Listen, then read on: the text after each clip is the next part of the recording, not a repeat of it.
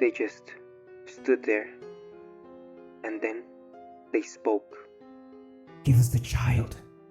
My aunt says she couldn't tell if their mouths moved. Give him to us, or you will suffer too. She says she felt her body pulling forward, not walking, not choosing to move, pulling. Hello. This story will be about a cursed family. Just some of the little occurrences that one of the members have experienced.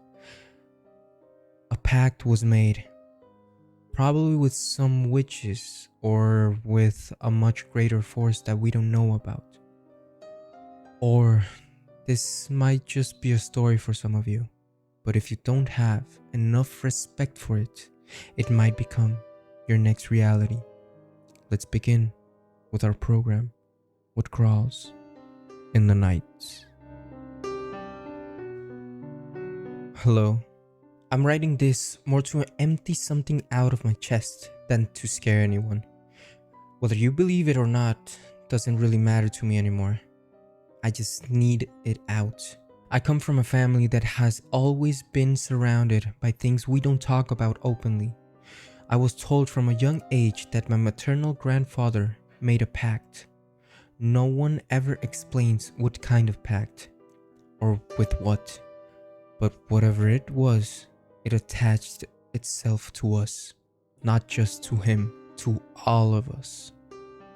Strangely, almost nothing has ever happened to me directly. It's like whatever follows my family knows I'm there, but chooses not to touch me. When I ask my relatives why I've been spared, they get angry. They tell me it's not something to wish for, that I should be grateful. But there were three times when I was too young to protect myself. The first happened when I was 6 months old.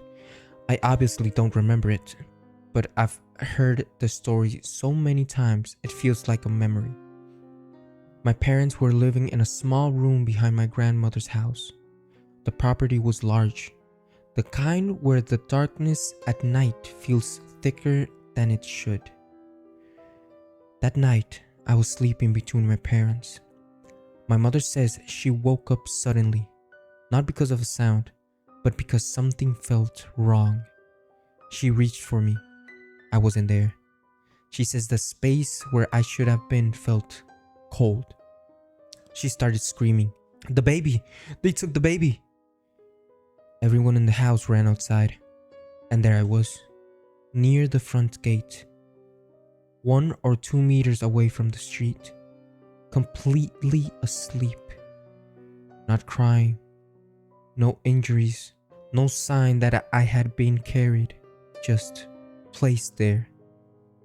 But I had urinated on myself, and my family has always said that's why they left me, because I was no longer clean.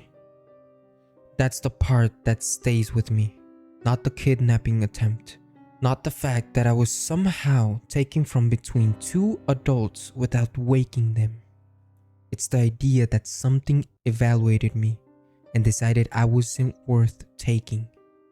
The second time happened when I was about a year old. My mom and my aunt were visiting my grandmother. My mom went inside to carry things in, leaving my aunt outside with me. That's when she saw them, 2 women, far away but visible. One extremely tall and thin, almost unnaturally so.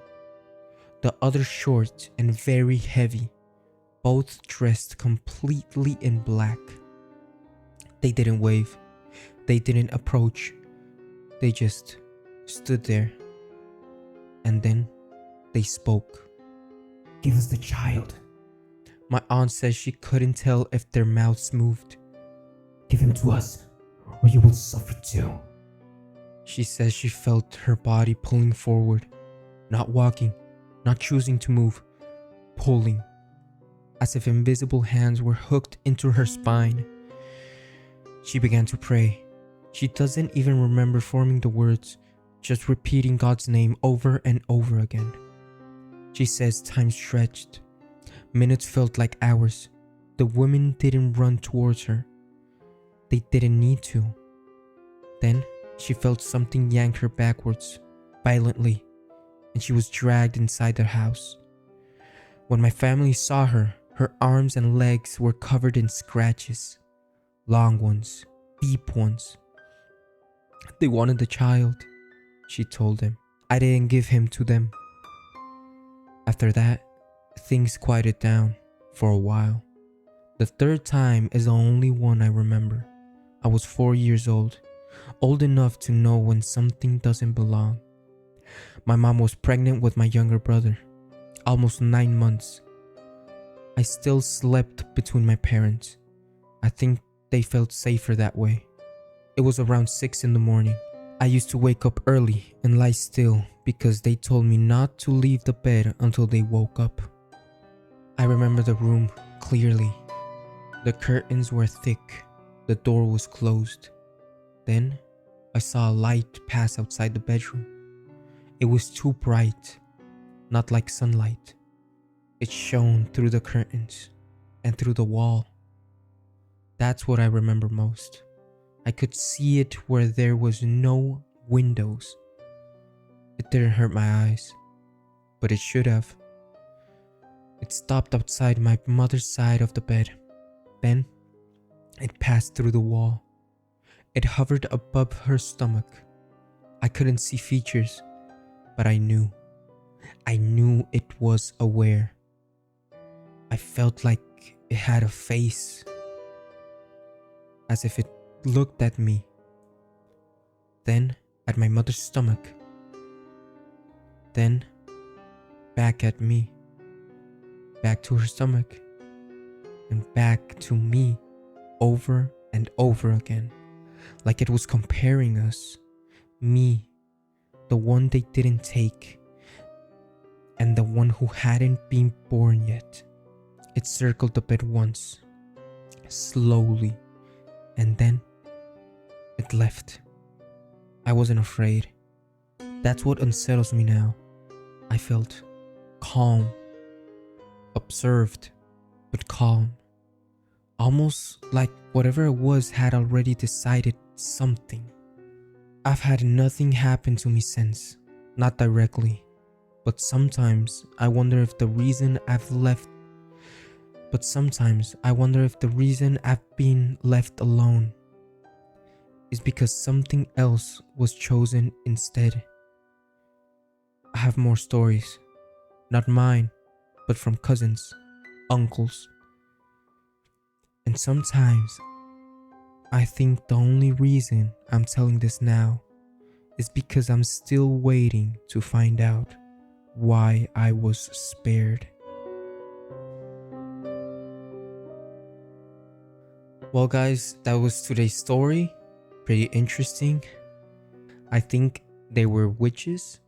That grandfather made a pact with a witch of some sort, and now the whole family's paying the consequences. If you have an opportunity to make these pacts, remember, don't ever do them. They won't benefit you in any sort of way. And remember, don't ignore the sounds tonight. You've already awakened it. Good night, and don't let the bedbugs bite.